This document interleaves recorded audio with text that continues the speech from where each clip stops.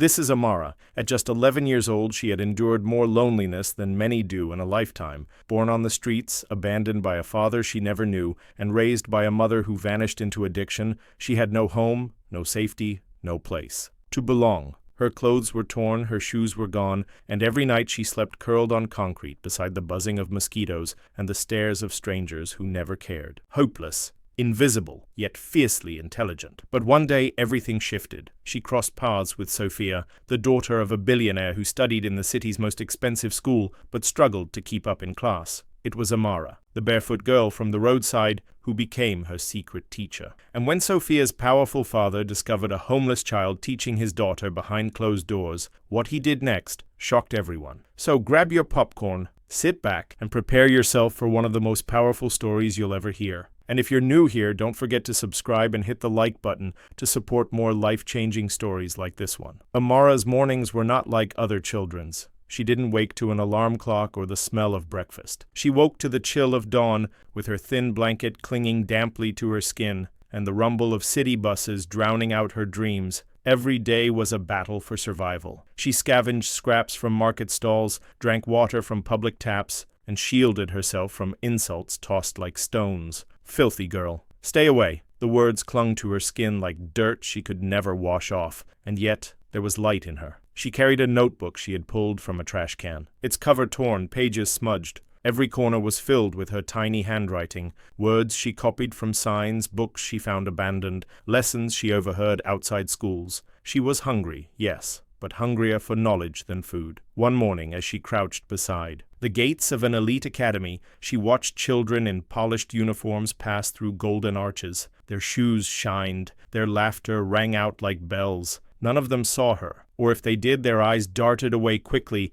as though she carried a disease, but Sophia did. A little girl around her age, with golden hair and a pink ribbon in her dress. She walked slower than the others, struggling with the heavy books in her arms. Her eyes, kind, curious, met Amara's for the first time, not with disgust, not with fear, but recognition. It began with stolen moments. Sophia would slip Amara leftover bread wrapped in napkins. In return, Amara scribbled numbers in the dirt, teaching her multiplication tables she struggled to remember. Day by day, behind the tall iron gates, an unlikely bond formed. The billionaire's daughter, privileged, adored, but academically lost. And the homeless girl, unwanted, despised, yet brilliant. Still, the world didn't stay quiet. Whispers began, parents pulling their children closer as they passed, drivers sneering, "That street rat again?" Teachers frowning at Sophia's sudden improvement, questioning where she learned what she now knew. Amara didn't notice the storm gathering. She didn't know this fragile happiness would come at a cost, or that in just a matter of days the same world that mocked her would turn its cruelty into something far worse. Days turned into weeks. What began as scribbles in the dirt grew bolder. Amara and Sophia sat beneath the shade of a marble fountain. The billionaire's daughter repeating equations, reading lines, Amara whispered. For Sophia, it was play. For Amara, it was survival. Teaching gave her purpose, a reason to wake, a fragile slice of dignity in a world that had stolen everything. But the world was watching. From the mansion windows, maids whispered. From the school gates, drivers muttered. They saw a barefoot black girl bending over books that weren't hers, touching the silk ribbons of a child who should never have known her name. The judgment spread like smoke. She's manipulating her. She doesn't belong here. She's dangerous. Still, Sophia bloomed. Her grades rose, her confidence glowed. Her father, a man whose empire stretched across continents, noticed the sudden change. At first, curiosity. Who was teaching her? Then, suspicion. Because in his world, brilliance could not come from the streets. One evening, he stepped into the courtyard earlier than usual, and there he saw it. His only daughter, seated on the steps of their marble staircase, her laughter echoing as Amara guided her hand across a page. For a moment, he froze. It looked innocent, pure, two children sharing knowledge. But then came the voices in his head, whispers of society, the weight of his wealth, his reputation, a homeless black girl in his home, touching his daughter. It was unthinkable. He didn't speak that night. Not yet. Instead, he watched from the shadows, his jaw tight. The storm was waiting. The next morning, the storm arrived. Parents at the academy began to whisper. How could Sophia improve so suddenly? Is someone feeding her answers? One mother spat the truth aloud. She's been seen with that girl. That street rat. You should be ashamed. The billionaire's pride boiled. He summoned Sophia, but But the girl stayed silent. She would not betray her friend, not even to him. That silence became his proof. Amara was not a teacher. In his eyes, she was a parasite. The punishments began quietly. Guards shooed her from the gates. Maids drove her away with brooms. Food that Sophia left out disappeared before Amara could touch it. But Amara didn't give up. She returned every day. Her notebook clutched to her chest like a shield, and Sophia always found her. In corners, under arches, behind trees, the lessons continued, stolen in fragments of time. Yet with each passing day, the risk grew sharper, because what neither of them knew was that the father's anger was no longer private. It was becoming public. He was preparing something. It came suddenly, a crisp morning. The sky heavy with storm clouds. Amara stood by the gate, waiting for Sophia. Instead, the guards seized her, their hands rough, their voices cold. "Come with us." She was dragged inside the mansion, not as a guest, not as a teacher, but as an intruder. The dining hall stretched wide, golden chandeliers burning above. At the head of the table stood the billionaire, immovable, unforgiving. Sophia was there too, tears trembling at her lashes, a silent witness. The father's words cut like blades. He accused Amara of trespassing, of corrupting his daughter, of poisoning her mind. Amara's knees weakened. Her voice caught in her throat. She had no lawyer, no proof, no power. And then came the cruelest twist. The maids, the same who once whispered behind curtains, stepped forward as witnesses. They swore they had seen Amara steal. They swore. They had seen her slip food into her bag, lies stacked upon lies, a chorus of betrayal. And Sophia's father believed every word. The punishment was swift. She was cast out. The gates slammed behind her. The streets swallowed her whole, but the cruelty didn't end there. Rumors spread across the town. She was a thief. She was a liar. She had tricked the daughter of one of the richest men alive. Doors closed in her face. Shops refused her entry. Even the shelter she once slept in pushed her away. Amara had lost everything.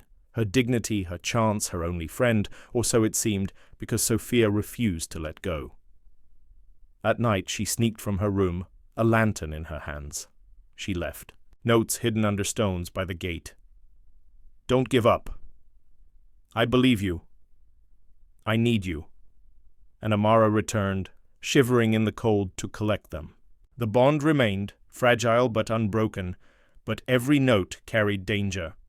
Because the father was watching, and when he discovered their secret exchanges, his rage turned lethal. One night the trap was set. Amara approached the gate, hoping for another message. Instead, floodlights ignited. Guards lunged. The father stepped from the shadows, his eyes burning with fury.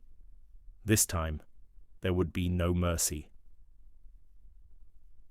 The night was cold. The mansion glowed like a fortress, its gates sealed with iron, its windows blazing with golden light.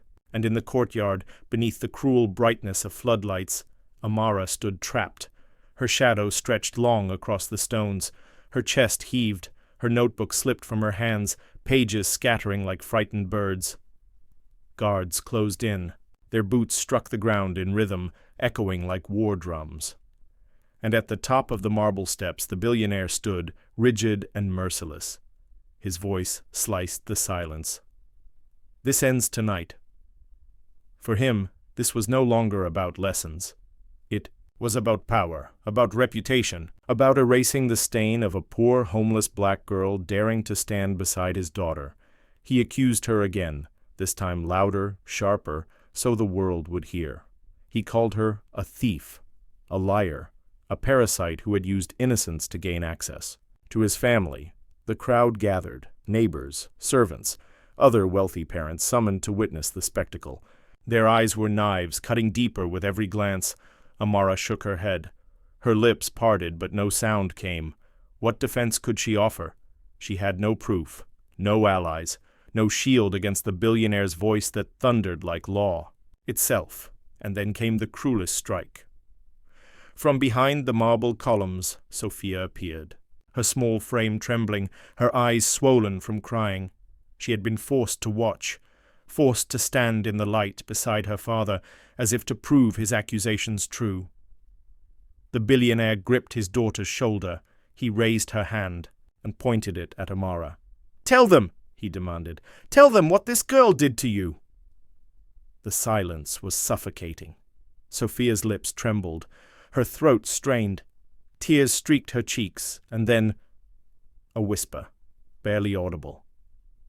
She taught me." The crowd gasped, but the father twisted it. He laughed bitterly, turning her words into venom. "Do you hear it? She admits it. This girl dared to play teacher, to brainwash my child, to corrupt her mind with lies." The crowd erupted. Some nodded, some jeered. The verdict was sealed before Amara could breathe. 2 guards seized her arms. She struggled, her cries tearing into the night, but their grip was merciless. They dragged her toward the gate, her feet scraping the stone. Sophia screamed. Her small voice echoed across the courtyard, desperate, breaking. "Please, don't hurt her!" But her father's hand silenced her. His face was stone, his pride impenetrable. And then came the final cruelty. The billionaire bent down, lifting Amara's scattered notebook. Its pages fluttered, filled with careful handwriting, fragile equations, stories written in hope. For Amara it was more than paper. It was her soul, her proof that she was more than the streets. He held it high before the crowd,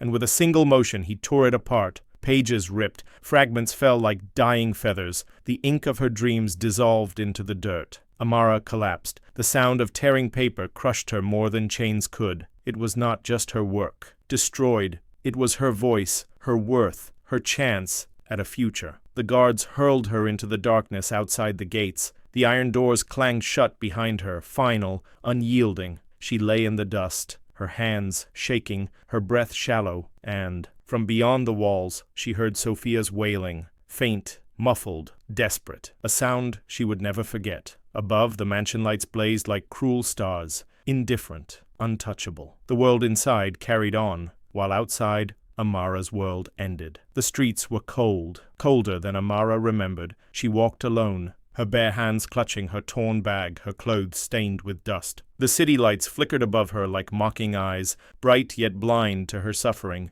Every step echoed with the memory of the billionaire's voice, the ripping of her notebook, the weight of those gates slamming shut. People passed her on the sidewalks. Some glanced, most ignored. To them she was just another shadow in the endless sprawl of the forgotten. Days blurred into nights. Food was scarce. Shelter came in the form of broken benches and abandoned doorways. But worst of all was the silence that followed her, the silence of injustice, unchallenged and unspoken. Yet within that silence lived another sound, a faint echo, Sophia's scream. It haunted her. It fueled her. It reminded her that though she had been cast aside, she had left something behind. Inside the mansion, Sophia's world was not the same. The little girl sat in her golden room, the chandeliers glowing above her, the dolls and toys untouched. Her hands trembled whenever she picked up a book. Her father's presence loomed like a shadow, but in her heart, something else grew stronger. She remembered the way Amara's voice had made numbers dance on the page, the way her lessons had turned fear into courage,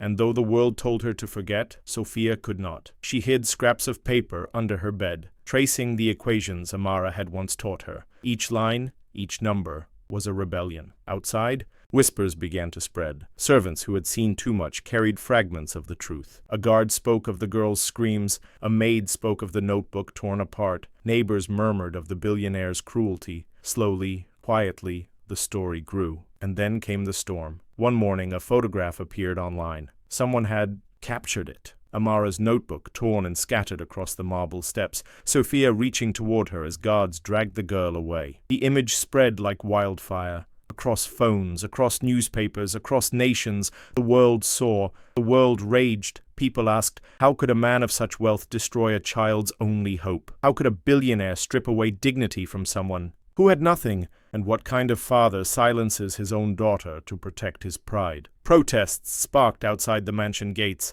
Signs rose. Voices shouted. The iron doors that once silenced Amara now trembled beneath the roar of thousands. The billionaire remained defiant, but for the first time, cracks formed in his fortress. His investors pulled away. His name darkened in headlines. His pride became his downfall. And Amara? She was found again. Not by wealth, not by power, but by the voices of ordinary people who refused to let her story die. Volunteers gave her food, shelter, paper, and pens. A teacher from the city offered her a place in night classes. And slowly, painfully, she rebuilt. Not because the system was kind, but because strangers cared enough to resist the silence. Sophia never saw Amara again, but every night she prayed for her. And years later, when she herself grew older, she carried forward the lessons, not just of numbers, but of courage, of kindness, of injustice, unforgotten, because the world had seen and the world had learned. In the end, Amara's story was not just about a billionaire's cruelty. It was about the millions who witnessed, who spoke, who remembered,